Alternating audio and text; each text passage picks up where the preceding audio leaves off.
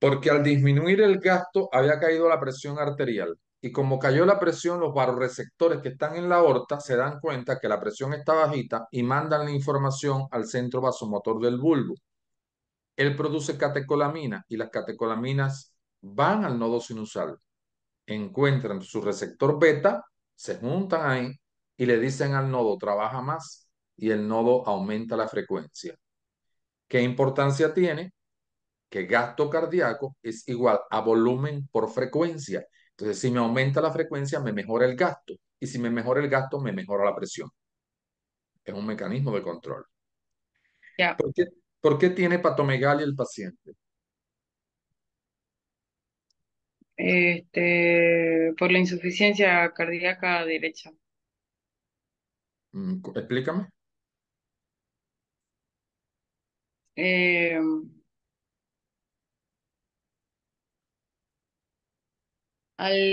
a ver, al no circular bien la sangre, hace que el hígado se vuelva congestivo. Toda la circulación que viene de los miembros inferiores no consigue hacer no consigue hacer el- la circulación correspondiente y hace que el hígado eh, aumente de tamaño. Pero porque eso está bien.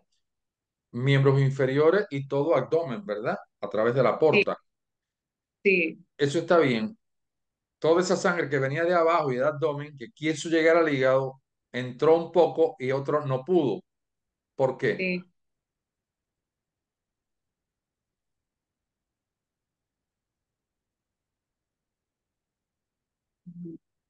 Te falta relacionarlo con lo que me dijiste de la insuficiencia cardíaca derecha.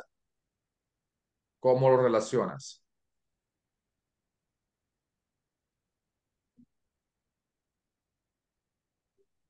Porque el hígado tiene sus tres venas suprahepáticas que drenan a la cava inferior. Cuando ellas quisieron drenar a la cava inferior, encontraron una cava inferior que estaba llena de sangre, porque la cava, recuerda, no se había podido vaciar en la aurícula derecha, porque la aurícula estaba llena, porque no se pudo vaciar en el ventrículo derecho, porque el ventrículo derecho estaba lleno, porque no se pudo vaciar en las arterias pulmonares. ¿Me entendiste? Sí. O sea, todo es así. Todo, si tú lo logras entender, te vas a librar de no Sí. sé cuántas preguntas, porque todo es lo mismo, es un circuito menor y mayor, que está muy relacionado. ¿Por qué tiene ascitis el paciente? Bueno, es porque hay una extravasación también de los líquidos y también es un mecanismo para que se pueda liberar líquido. Y puede ser también que el hecho de que no hay, De dónde a dónde se extravasa líquido ahora? Antes era de los capilares pulmonares al intersticio y de ahí a los alveolos. Ahora es el mismo mecanismo. Recuerde, ese mecanismo de control se llama movimiento de los líquidos corporales a través de los capilares, que se los expliqué sí, en el videíto. Ahora, ¿cómo? ¿Cuál es el mecanismo que está ocurriendo aquí? ¿De dónde a dónde está yéndose el líquido ese? de los capilares también. Sí, pero aquí ya es alguien más grande. Claro que Mm, participa todo el mundo está lleno de líquido, pero ¿cuál es el territorio que está comprometido ahora en este momento para dar a City? mm, parasitis. Y Parasitis, eh, em, el territorio portal. Ahora hay una hipertensión por la porta no se pudo vaciar en el hígado porque lo encontró congestivo al hígado. Entonces la porta tiene que decir, voy a redistribuir la sangre para todos los lugares y un poco se lo va a mandar a la cavidad peritoneal. Y entonces trasudo líquido para allá, se va para el peritoneo y yo tengo ascitis. ¿Entiendes? ¿Por qué hay edema? Mm, el edema en miembros inferiores es también por la extravasación de líquido. También hay extravasación de líquido, pero tienes que explicarme el mecanismo. Aquí es otro mecanismo de control. Además del movimiento de los líquidos corporales a través de los capilares de las piernas, alguien ha estimulado eso. Eh, bueno,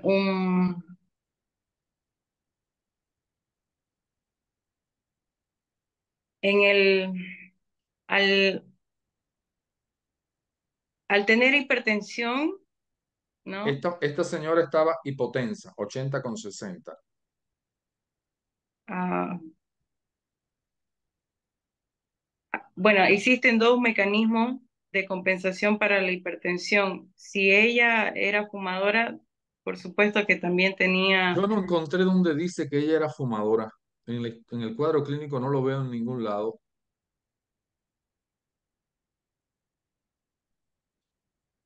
hace 30 años decía que era fumadora, No, ¿no? con antecedentes de hipertensión arterial de 30 años de evolución. Ah, ok, ok. ¿Ya? Ok, ya me confundí. Los antecedentes de hipertensión. Ok, uno de los mecanismos compensatorios de la hipertensión es los receptores y el otro el sistema renina-angiotensina-aldosterona. Eh, Cuando se activa el sistema renina-angiotensina-aldosterona, existe una vasoconstricción, uno, activación de la ADH y la activación de la aldosterona, que es la encargada de eliminación de, no, la encargada de reserva de sodio, potasio y de agua. Déjame hacerte una pregunta. Estoy de acuerdo contigo que está activado el eje renina-angiotensina-aldosterona. ¿Quién fue el estímulo para que se activara en esta paciente ese eje? La disminución de la presión arterial, Cayó la presión arterial. ¿Qué se activó después de la caída de la presión? la renina en el No. complejo glomerular. La caída de la presión, para que eso llegue allá, pasan algunas cosas. Mm, Tú me habías dicho, o yo te había comentado, de que la caída de la presión activaba a los vasoreceptores, se estimulaba el centro vasomotor y liberaba catecolamina. Habían ido al nodo sinusal y habían puesto taquicárdico al paciente. sí. Eso era porque habían encontrado receptores beta, pero también las catecolaminas han encontrado receptores alfa que están en la pared de los vasos Ah, ya, ok, y sí, produce vasoconstricción, ¿verdad? ya, Y al producir vasoconstricción, el riñón se lo siente. Hay una isquemia a nivel renal. No le llega la sangre suficiente al riñón. Y ese es el detonante para que el eje, el aparato yuctaglomerular, libere la renina. ¿Me entendió? ya, La sí. isquemia. Ahora bien, tú me decías de que por un lado había liberación de ADH, eso está muy bien, que la ADH es la hormona antidiurética que retiene agua, y por otro lado había liberación de aldosterona que retenía sodio y arrastraba agua, potasio no. El sodio y el potasio siempre andan en contra. La aldosterona es Sí. con el sodio. Lo que hace es retenerme sodio y el sodio arrastra agua, por tanto, mayor volumen.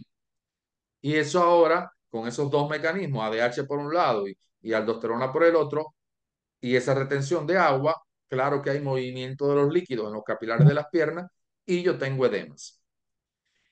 La pregunta es, ¿quién fue el que estimuló a que saliera ADH y a que saliera aldosterona? Eh, el hipotálamo. No.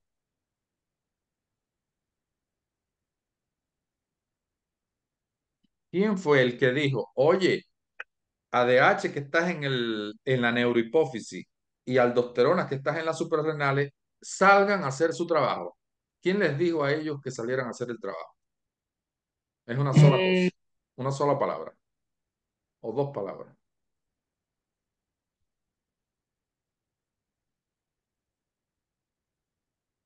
mm, La angiotensina 2, ok, sí, estás en el eje, sí. estás en el eje. Y fue la angiotensina 2 la que le dijo a ellos, hagan esto. ¿Cuál es la diferencia entre el edema cardíaco y el edema renal? Este, el edema cardíaco es doloroso, es oscuro, es de frío y el renal ¿Es de es, fácil Godet o es de difícil Godet? el cardíaco es de difícil poder. Es de difícil Godet. ¿Es simétrico o es asimétrico? Es simétrico el cardíaco. Es en las dos piernas. Cuando se Sí, levanta el paciente por la mañana, ¿las piernas están inflamadas, están edematosas? ¿Sí o no? no. No, porque ha orinado mucho por la noche. Sí. Bien, eso está muy bien. Dime la fórmula de TA media. Eh,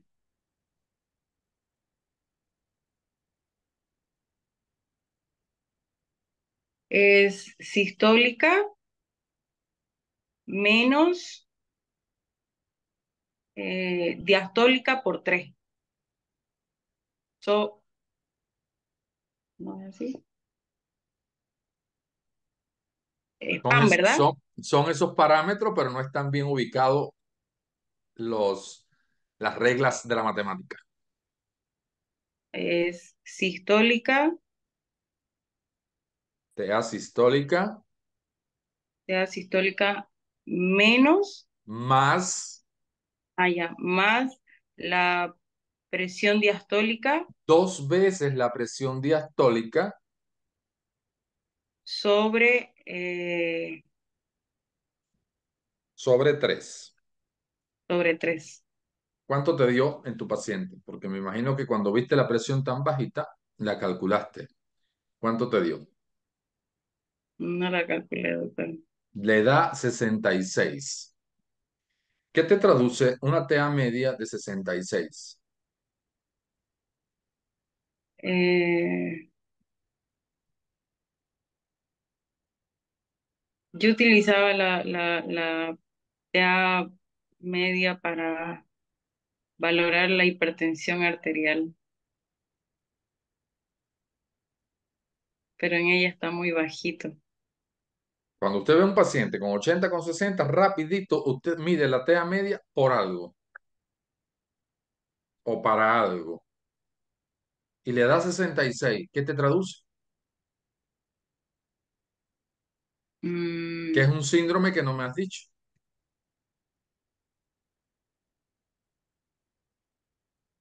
Cuando la TA media está por debajo de 70, se llama shock, síndrome ah, de shock. ok. Última pregunta de esta parte. Dime, ¿cómo clasificas los reflejos? Porque dice que tiene una hiporreflexia ototendinosa esta paciente. ¿Cómo clasificas tú los reflejos? ¿Cómo lograste examinarla y ver que tenía hiporreflexia? Eh, según la extensión de los, Clasificación de los reflejos,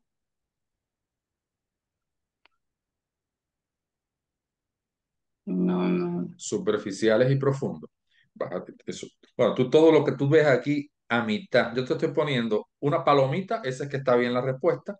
Te estoy poniendo un medio, mitad, 1/2.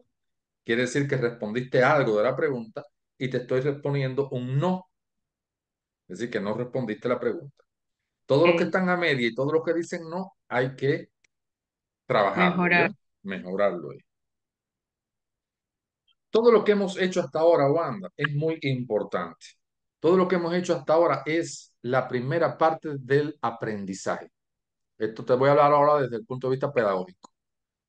El conocimiento yo lo aprendo primero entendiendo y comprendiendo. Si yo no entiendo y comprendo lo que está escrito, no puedo ir después a interpretar y argumentar, que es el conocimiento más amplio. Cuando yo Sí. argumento, justifico, interpreto, creo, aplico, que está por allá arriba en el aprendizaje. Yo primero tengo que entender. Por tanto, el día de su examen, cuando usted le den su caso clínico, ahora para pregrado, ¿cuándo lo tienes el pregrado? 17 de junio, doctor, quiero poner fecha. Está bien.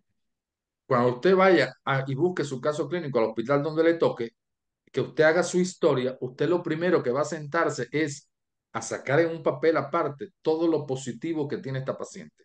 Antecedentes, síntomas y signos. Va a ser una tablita con los antecedentes de su paciente, los síntomas que tiene y los signos que tiene. Y va a preguntarse, ¿y por qué lo tiene? ¿Cuándo lo tiene? ¿Y a qué se debe esto?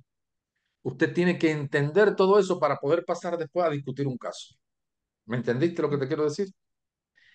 Fíjate cuántas preguntas te pudo haber hecho el tribunal que si tú hubieses comprendido el caso, le vas batiendo las preguntas, le vas batiendo y fuera de preguntas, no más preguntas. Ya con eso es suficiente. ¿Para qué más? ¿Me entiendes la importancia? Entonces, la Sí, primera parte es la historia clínica, tengo que entenderla completa. Y entender significa sacar signos y síntomas y buscar sus mecanismos, sus formas del por qué en esta paciente se están produciendo. Ahora vamos a la otra parte que es la discusión del caso. Tú me planteabas, y me corriges si acaso yo no te digo, tú me planteabas el síndrome anginoso, el síndrome de insuficiencia cardíaca, que primero no me lo clasificaste, pero después me dijiste que era mixta, y está bien, es mixta. Me hablaste de un síndrome de infarto coronario y un síndrome de espasmo bronquial. ¿Me faltó algo de lo que me dijiste? mm, no, no, doctor. Fueron esos, ¿no? Sí, Entonces, vamos a ver, los síndromes, está el de insuficiencia cardíaca congestiva porque ya tú sabes que tiene manifestaciones de derecha y de izquierda, ¿verdad? sí, Tiene un antecedente de hipertensión arterial. Por tanto, no se me puede olvidar nunca poner síndrome de hipertensión arterial referido. sí, Le calculé la TA media y estaba en 66, por tanto tiene un síndrome de shock. ok. Estos otros que te voy a decir, o los pones o no los pones en dependencia. Y esto de síndrome es para ti, porque el día de la discusión de caso, conmigo sí lo vas a hacer, pero el día de la discusión de caso no tienes que hablar de todos los síndromes. Tienes que decir, el síndrome fundamental de mi paciente es este, porque Ya. responde al motivo de consulta, porque es el que me agrupa mayor cantidad de signos y síntomas y es el que me está complicando al paciente. Y este es el síndrome que yo voy a discutir. Así es el enfoque que tienes que dar. No hay necesidad de decir todos los síndromes porque ese es para ti en tu análisis. Entonces, por eso yo te digo que podríamos haber planteado un síndrome hepatomegálico porque la hepatomegalia sola y la esplenomegalia sola forman síndrome porque tienen muchas causas. Un síndrome ascítico y un síndrome hidropígeno por los edemas. Ya. ¿Ya? Entonces, después que ya hago mi planteamiento sindrómico, tú llegas a un síndrome fundamental y eso estuvo bien. Déjame ir por acá. En el síndrome, resumen sindrómico, ahí faltaron. No, ¿por qué planteas un síndrome anginoso? ¿Dónde está el dolor de esta paciente? ¿En qué momento en la historia se habla de dolor? Se habla de disnea, pero no se habla de dolor. Yo lo puse porque pensé en al esfuerzo. O No, sea que, no, ella dice, refiere al familiar que esta molestia, falta de aire, porque lo que viene antes es la falta de aire, la está presentando desde hace 7 meses, que apareció inicialmente a los esfuerzos, pero hace 2 semanas que ya se mantiene hasta en reposo, la falta de aire. durante casi todo el día y hace 2 días se ha exacerbado en forma de ortopnea, disnea, la falta de aire. ¿Me entendió? Sí. Entonces, ahí no había que plantear el síndrome anginoso ni el síndrome de infarto coronario tampoco, porque ese se llama síndrome de insuficiencia coronaria. De infarto coronario no, infarto ya es una enfermedad. El Ok. síndrome, si hubiese estado, es insuficiencia coronaria. Y el otro, ¿por qué me hablas de un síndrome de espasmo bronquial? No me equivoqué, doctor, en eso, lo de espasmo bronquial. Ya, claro, Sí, de sí. acuerdo.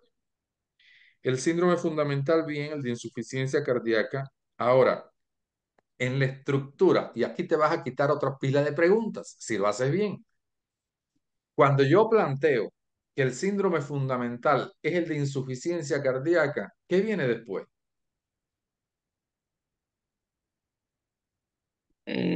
Después de la insuficiencia, Después del síndrome fundamental, en la estructura, aquello que te dije que tenías que visualizar. Ah, síndrome fundamental. ¿Qué viene ahora? mi diagnóstico, ¿Diagnóstico qué? eh, diagnóstico presuntivo, No. ¿no? Ubícate ahora, hiciste Ya el emergencia, diagnóstico diferencial. claro. Hiciste Sí, emergencias en las rotaciones del internado. Tenías un paciente aquí, te contó la historia, lo examinaste. Tu cabeza empezó rápido a ordenar y a unir cosas. ¿Y qué hacía tu cabeza? Se parece a esto, pero no es. Se parece a esto, sí, pero no es. Se parece a esto, pero no es. Para al final decir, lo que creo que tiene lo que creo que tiene es esto. Y a eso que mm, creo que tiene le mando laboratorio. ¿Entendió? sí, sí. Entonces, si tú me planteas un síndrome de insuficiencia cardíaca congestiva, dime 5 diagnósticos diferenciales. Eh, infarto, ¿Por qué no tiene un infarto esta paciente? eh, El diagnóstico porque diferencial, tiene el dolor precordial. Ya. a pesar de que tiene disnea, de que está con edema, de que tiene hepatomegalia, de que tiene ingurgitación yugular, pero la paciente en ningún momento me ha referido dolor de tipo anginoso, dolor precordial típico del infarto agudo miocardio. Por lo tanto, descartado. Otro, Tromboembolismo pulmonar. descártamelo. No es un tromboembolismo pulmonar porque tiene los mismos síntomas que un infarto agudo de miocardio. No presenta dolor precordial, claro. Eh, ¿Qué más? Esto se parece a un Em, tromboembolismo. Esto se parece a un tromboembolismo toda la clínica, pero hay un detalle del tromboembolismo. ¿Cómo aparece? de forma súbita. De forma súbita. Y esta paciente lleva 7 meses con el cuadro. Por tanto, El- descartada la posibilidad de un tromboembolismo pulmonar. ¿Cuál es la causa fundamental del tromboembolismo pulmonar? em, Anticonceptivos La orales, fundamental, la fundamental, la número uno, el 95% de los casos. El 90 al 95%.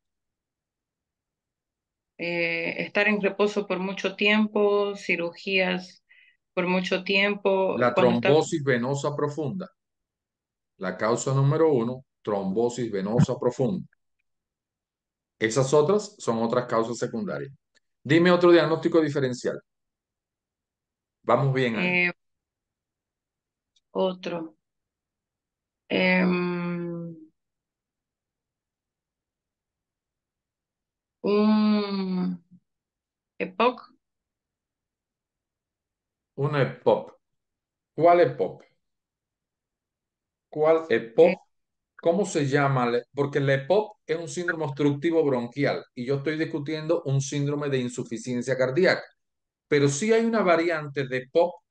Los pacientes con EPOP me hacen algo que sí me hacen insuficiencia cardíaca. ¿Cómo se llama eso?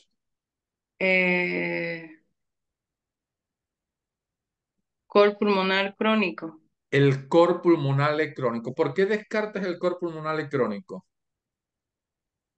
porque no tienen los antecedentes que es fumadora Porque no crónica. existe un antecedente de fumadora, de enfisematoso, de bronquítico que pudiera haber evolucionado al cor pulmonar. Muy bien. Otro. Este, un enfisema pulmonar No, también, no. ¿no? Ya ese lo metiste dentro del cor pulmonar y crónico. Ah, ya. Em,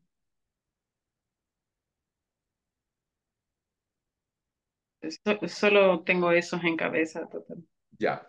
Para que no se te olvide nunca, este es el síndrome que es más fácil organizarse para los diagnósticos diferenciales. Tú coges al corazón, agarras el corazón y dices de dentro para afuera las estructuras, endocardio, una endocarditis infecciosa. Descarto que no tiene una endocarditis infecciosa porque no hay fiebre, no hay anemia, no hay soplo, ¿verdad? No hay esplenomegalia. Voy saliendo un poquito. Están las valvulopatías. Descarto una estenosis mitral porque no existe el antecedente de faringoamigdalitis, ni de un soplo, ni de esto, bla, bla, bla, bla. Y puedo descartar las cuatro valvulopatías grandes. Sigo Ajá. saliendo. Una miocarditis. Descarto una miocarditis porque no se recoge el antecedente de un proceso infeccioso respiratorio digestivo, no hay fiebre.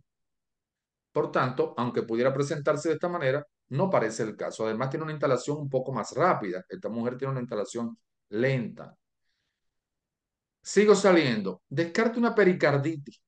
Es decir, lo que he hecho es ir estructuralmente endocardio, miocardio, pericardio, ¿verdad?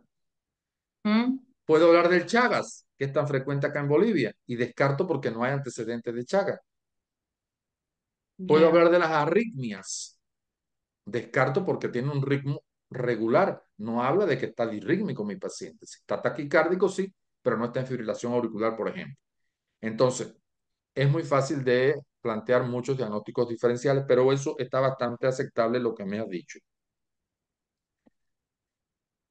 Teniendo en cuenta esto, como estamos discutiendo un síndrome de insuficiencia cardíaca, ya sé lo que no tiene, voy a plantear ahora lo que tiene. Y eso se llama diagnóstico presuntivo. ¿Qué es lo que tú ya. crees que tiene? Una insuficiencia cardíaca mixta. Ese es el síndrome. Eso no es diagnóstico. Estamos discutiendo ese síndrome y ya hemos dicho muchas cosas que dan ese síndrome, pero hay una que no me has dicho, que es la que tiene el paciente. Y ahí te llevo al análisis, Wanda. ¿Qué importancia tiene este ejercicio? Que fíjate cuántas enfermedades te estás aprendiendo, que si te hicieran una pregunta loca, el tribunal tú podías responder. Pero te pueden preguntar, dime 5 diagnósticos diferenciales. Así, de fácil. Porque esa es una pregunta de los clínicos.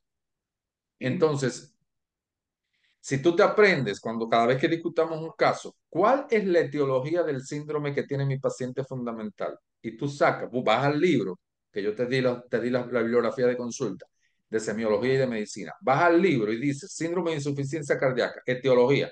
Tiene 10 causas. 9 son diferenciales y una es lo que tiene. ¿Qué es lo que tiene tu paciente? Que lo ha llevado a una insuficiencia cardíaca. No era un Eh, infarto, no era un TEC, no era un cor pulmonar, no era una endocarditis, no era una pericarditis. Todo eso lo pudo haber llevado a la insuficiencia cardíaca, pero no era, era otra cosa.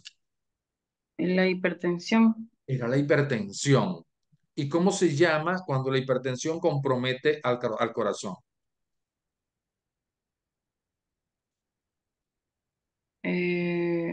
Ya, cuando hay daño de órganos, Diana.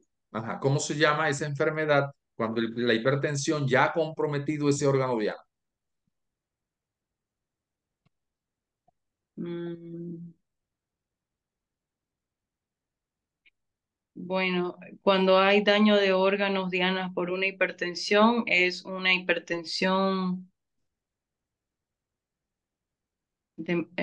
una crisis hipertensiva, Este ¿no? paciente, si hubiese venido con hipertensión, podía estar en crisis, pero vino con 80 con 60. Sí. No está hipertenso, no es una crisis. Se llama, cuando la hipertensión daña al corazón, se llama cardiopatía hipertensiva. Cuando el corazón daña al riñón, se llama nefropatía hipertensiva. Cuando el corazón daña la retina, se llama retinopatía hipertensiva. Cuando la hipertensión daña el cerebro, se llama encefalopatía hipertensiva. Entonces, el diagnóstico para mi paciente inicialmente es una cardiopatía hipertensiva, no, porque todas las enfermedades crónicas le ponemos dos apellidos. ¿Cuáles son? Cardiopatía Eh, hipertensiva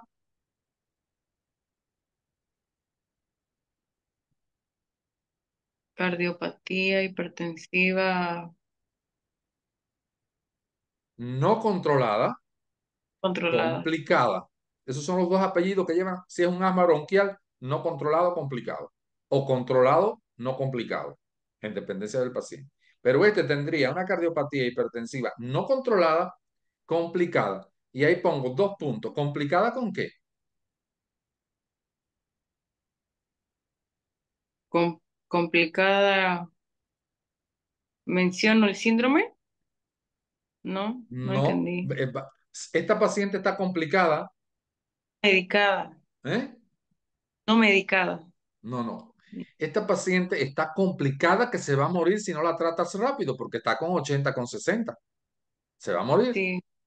Entonces, ¿cuál es la complicación que tiene secundaria a la cardiopatía hipertensiva que no está controlada? Mm,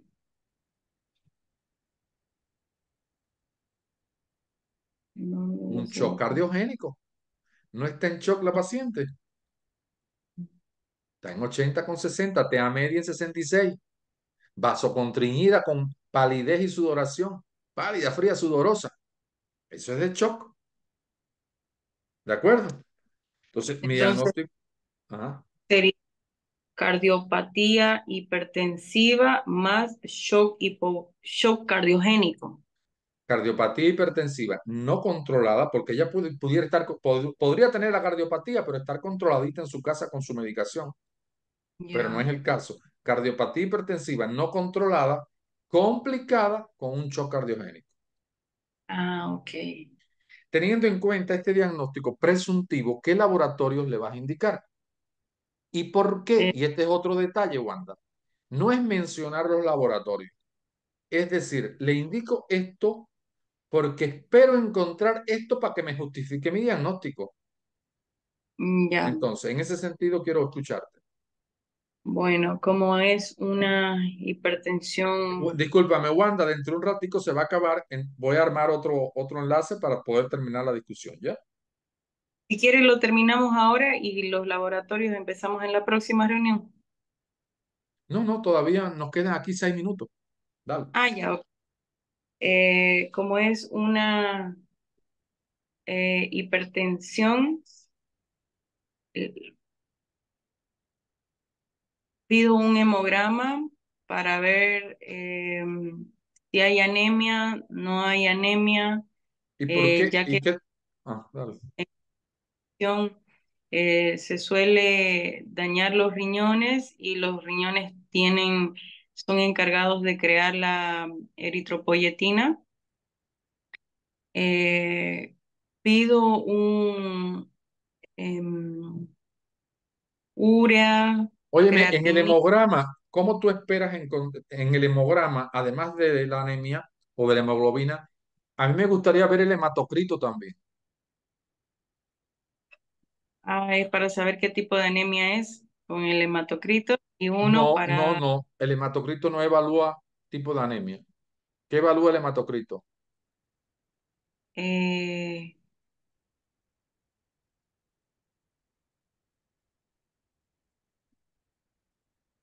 la coagulación sanguínea. El Tiene que ver con hematocrito. la viscosidad sanguínea, la hipercoagulabilidad.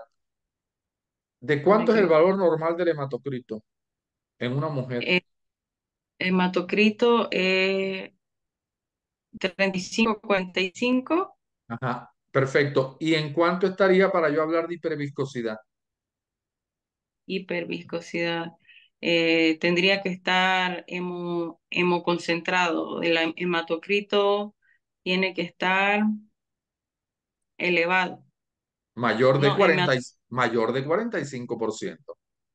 ¿Por qué es importante? Porque hematocrito elevado es otro factor de riesgo del hipertenso. Entonces se le van sumando cosas. Entonces yo quiero Ah, saber si lo tiene o no lo tiene.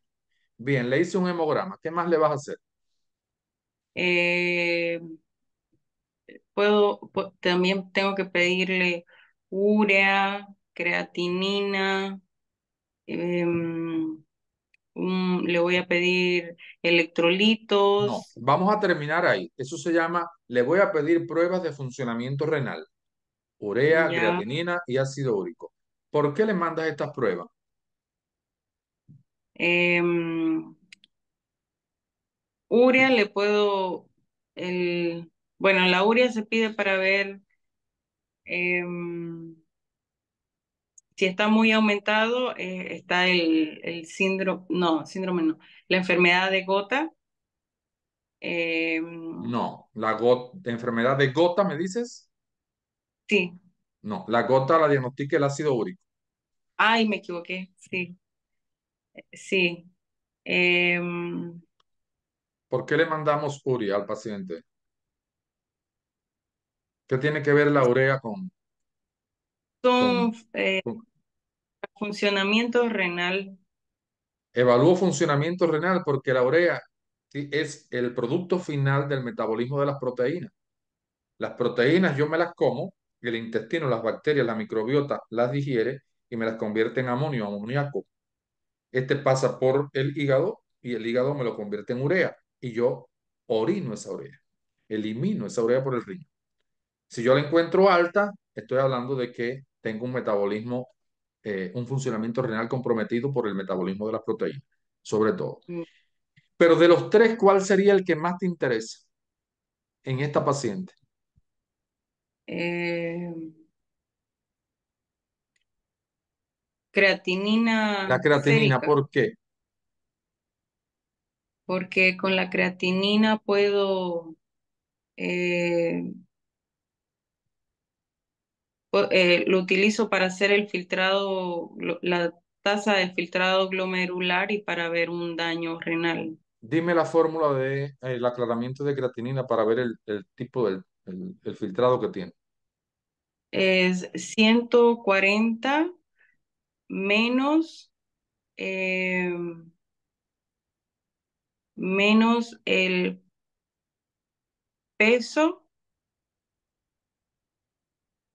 peso por, ciento me- cuarenta menos la edad, la entre edad, paréntesis, por peso. sobre el valor de creatinina sérica, Creatinina por 72. 72. Y si es una mujer, todo eso se multiplica por 0,85. Esa fórmula hay que sabérsela. Bien, le indiqué perfil renal, hemograma. ¿Qué más le vas a indicar? Eh, un ego, No, examen termíname con lo de sangre. general de sangre, también TGO, TGP, Puedo indicar estudio de funcionamiento hepático, ¿verdad? ah, Claro, porque esta paciente con tantas cosas, también le voy a pedir electrolitos para ver sodio, potasio, ¿verdad? Ya habíamos hablado ya de retención de sodio y qué sé yo. Y además, eso se llama, ¿qué prueba se llama la que mide los electrolitos? ionograma, Y junto con el ionograma, ¿qué indicamos?